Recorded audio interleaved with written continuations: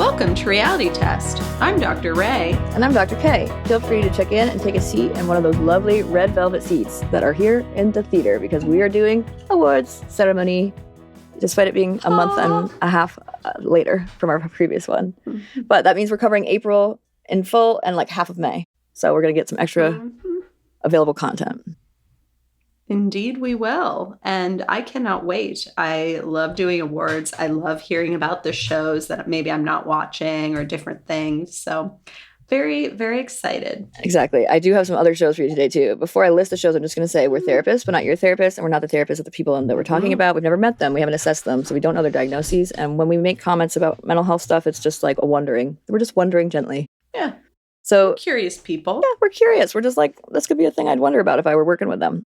Mm-hmm. I will say that the shows I'm covering are Summer House, Real Housewives of Beverly Hills, Southern Charm, but also Below Deck Sailing Yacht, Battle Camp. Battle Camp is on Netflix. I don't know if you've heard about it.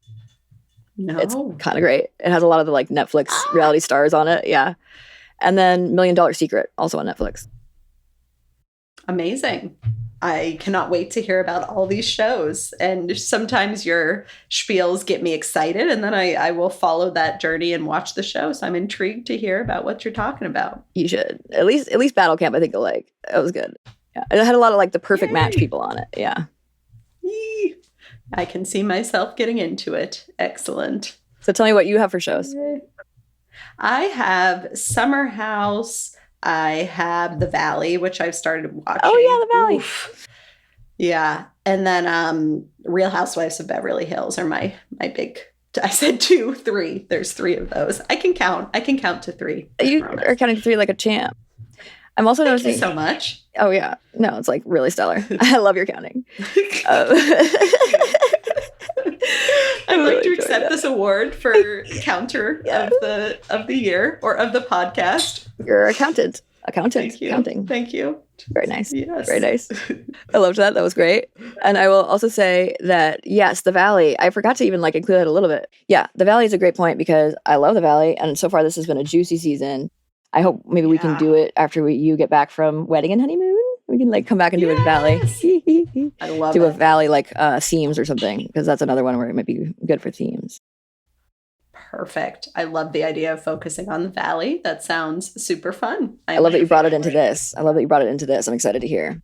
Okay. Yay. So if you all haven't heard or seen this in a long time, the award show, each award name has test somewhere in the name because this is reality test after all. So our first one is Protest This Mess, which is like the meanest, saddest, drunkest, most obnoxious moment from any of the TV shows that we've watched this month and a half. So tell me what you're protesting today. Danny apparently assaulting Jasmine's girlfriend and also being like really fucking like not cool to her. I was like, whoa, we're just like showing a brief scene of him apologizing. Like that is so like beyond not okay.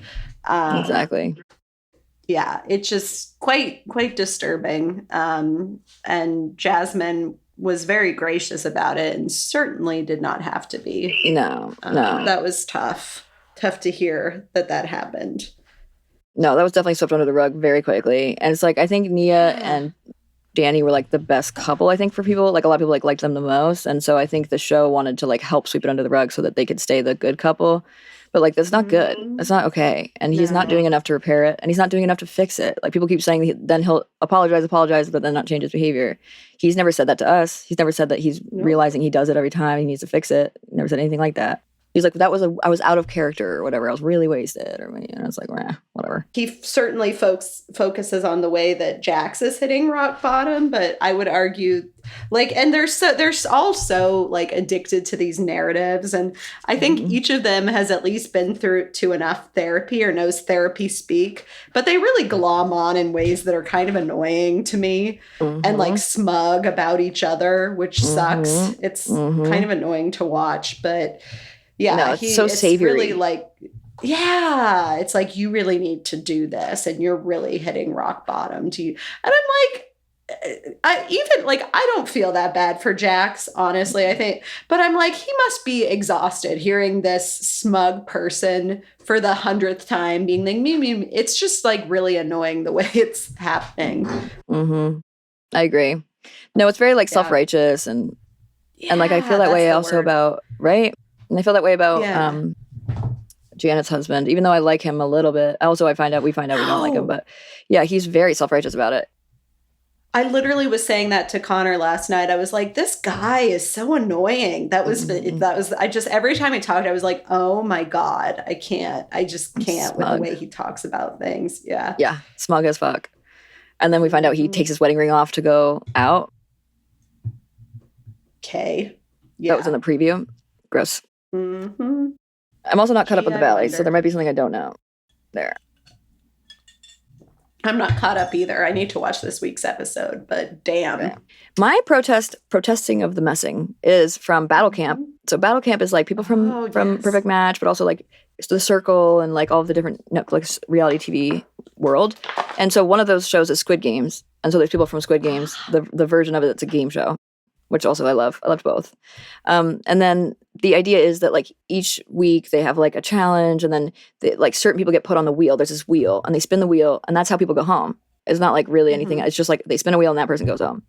So the idea is like it's very much based on chance. I say bullshit to that. I think it's definitely rigged. I think they're like very aware of who's going home each week. But like whatever. I don't blame them, right? You want like a good show. You want to be in control of who goes home. So I get it. But the way they have been treating this one player who's from Squid Games named Trey, he's like a little bit nerdy, but he's like he's like playing hard, and I get that he's playing hard. You don't want to play that hard. I get that. He doesn't know that because he came from Squid Games where you have to play hard. You have to be like constantly talking and constantly scheming.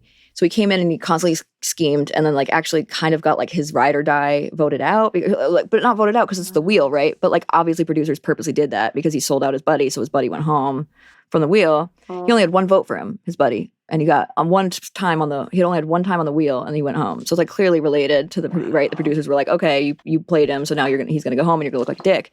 So I feel bad that they played him, but then the rest of the season he was being completely ostracized and like bullied. Frankly, like I felt so bad for him. I was sort of like, why are we doing this? Like it feels like a lot, and I understand like he, played his best friend kind of like ride or die, who's like this like hot guy from the UK too, whom I like. But like I think that's like one play he made, and it was to save himself. Yeah. It was very directly set up for him. Like someone was like, well, I'm gonna vote for you unless you tell me who I should vote for. Like, should I vote for this other person? And he's like, yeah, please. Like obviously he's gonna say yes. So I feel like it was misportrayed to other people, and it ended up like ruining the whole season for him. He just was like alone a lot, and I felt so badly for him. It's just like I was like, no, I protest this. I protest it. He played with his mom. He played with his mom on Squid Games. He and his mom played together. It was so cute.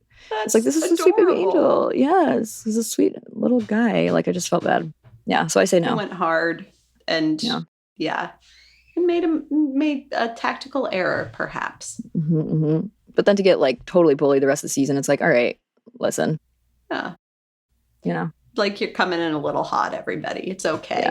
Yeah. And they all thought of him as like, who cares if we play him or not? Because he played someone else. Like it was like that kind of an attitude the rest of the time. It's like y'all have played each other too, like other games or whatever. It's like that happens. And he came from Squid Games, a different game. Like he didn't know to lay low, but whatever. Yeah. It's like balls to the wall from the beginning, probably in Squid Games, because what else are you going to do? There's so many players too. And it's like for millions of dollars. So like clearly they're going to be going hard. Yeah. Of course. Okay. Well, speaking of unruly behavior, who is doing the mostest? Like, who is the most cringe or embarrassing for April/half of May? Love it. This is the one time I referenced The $1 Million Secret, which is on Netflix and has to do with like right away someone gets $1 million in a box, and your job as the person who has $1 million is to convince everyone you don't have it so that they don't vote for you. If they vote for you, you have to show everyone what's in your box. If it's the $1 million, it gets redistributed randomly. And then at the end, obviously you want to, have no one want your box. You want to end up being the one with $1 million in your box. So that's the main premise.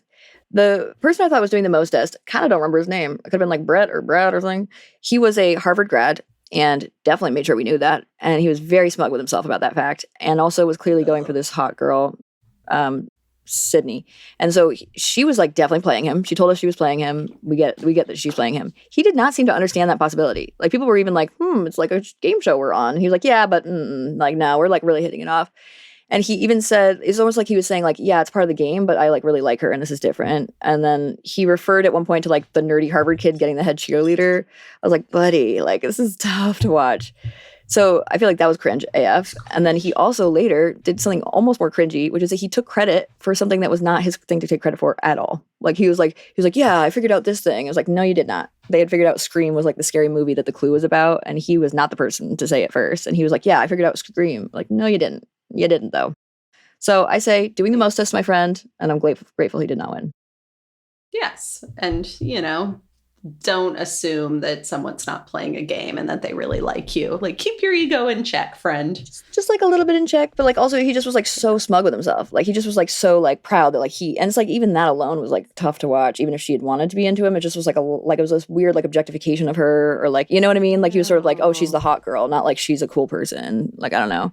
And he kept saying to her like, I love that we're hitting it off, and like, I don't know. It just was like, I was like, buddy. But yes, I think it's not good to assume that it's not about the game, but it's also like, I don't know, don't objectify her. It's like, don't make it about her looks and like the head cheerleader thing. I don't know. It was gross. Didn't like it. Get to know her as a human, maybe. Mm-hmm. Yep. How about you? Who was doing the most test? Cringe. I'm sorry, Carl. I know we were just talking about you not that long ago. It was so cringe when you confessed your feelings to Sierra, and it was kind of sweet. It just was, it made me nervous while it was happening, and it gave me the cringe. Yeah. But, who knows? It's like, shoot your shot. I'm glad he said something. And it was hopefully at least flattering for her and like a closure on when she liked him a couple seasons ago. In the moment, it made me anxious. That was how I felt. We were both like, no, Carl, no. Like, don't do it. Yeah. And they built it up so much, I think, with like the previews and stuff. So it just made it a little like nerve wracking. But yeah, that was a tough hang.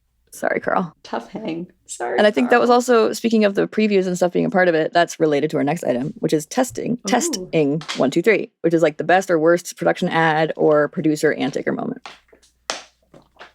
I was glad that Kyle's relationship with Kathy was shown, and like the nuance on the reunion when she was laughing and being weird. Like they could have easily cut her in that because she was like being odd, and but I think it was a really great illustration of like other people's homophobia and how that can impact family dynamics and people. And so I was really glad they kept it, because I would think it was a good teaching moment. Yeah. And it gave me more insight to what that dynamic looked like. So I was glad. What a relational script.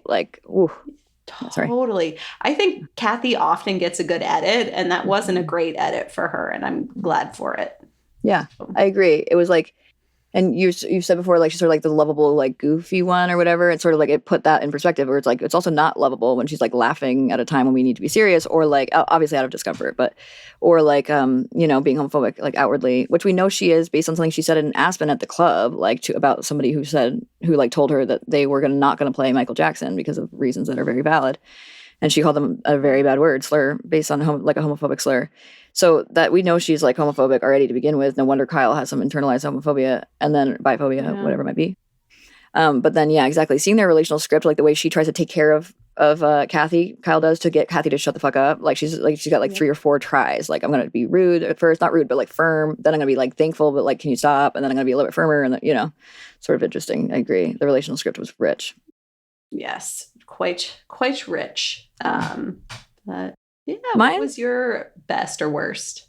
Yeah, I think this is like one of there's like a couple from Summer House because we did the episode last week. But one of the things we didn't talk about that I wanted to come back to was the way that Summer House production clearly made Craig look worse through the recap. Like you had brought up too, which I was like, yes, it's totally related to something I'm going to bring up in awards, about how he's been talked about in the media as like just being a total bag of dicks. Like, and in this case, I feel like Summer House production had a part to play in it, because I noticed in one of the episodes, and like immediately wrote it down because I was like, what the fuck is that?